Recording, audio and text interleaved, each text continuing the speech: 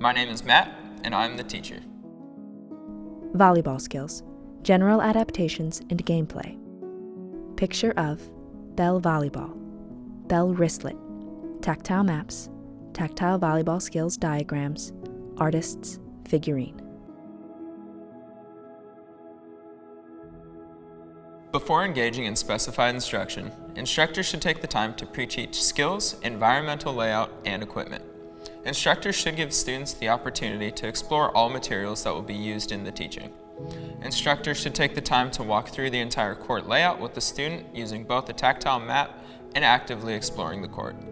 A tactile map can be made tactile with string, pipe cleaners, or puffy paint on cardboard or other materials and should be labeled in braille or large print according to the student's preferred reading medium. While instructors are walking through the court orientation with the student, they should also talk about how the skills learned are utilized in gameplay. This is a great opportunity to introduce the different skills and begin pre-teaching them.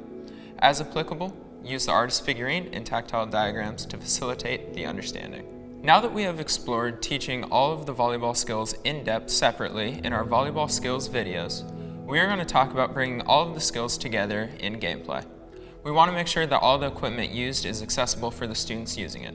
If a student benefits from high contrast materials or sees some color better than others, tape that is contrasting or of the preferred color can be added to the materials. If possible, equipment that is in this contrasting or preferred color should be used. Use a variety of equipment to make the skill accessible for the athlete. The bell volleyball is made audible with a bell inside. If students are at a more foundational level, instructors can try using a bell playground ball or beep kickball to teach and practice the skills until students develop a solid foundation. Bells can also be added to the net to give the students an audible cue for when they hit the net. Additionally, if a student would find it helpful, you can add a high contrast tape or ribbon to the net to make it more visible. Instructors should take the time to orient students to the net in particular. To help students stay within the lines during gameplay, tactile markers such as string can be added around the outer lines to give students a tactile barrier. Additionally, the lines can be made high contrast with the floor tape that is appropriately colored depending on the color of the floor. Prior to gameplay, instructors should have all students engage in drills to practice linking multiple skills together. In particular, drills should focus on having the students move through the space while performing drills to simulate the gameplay.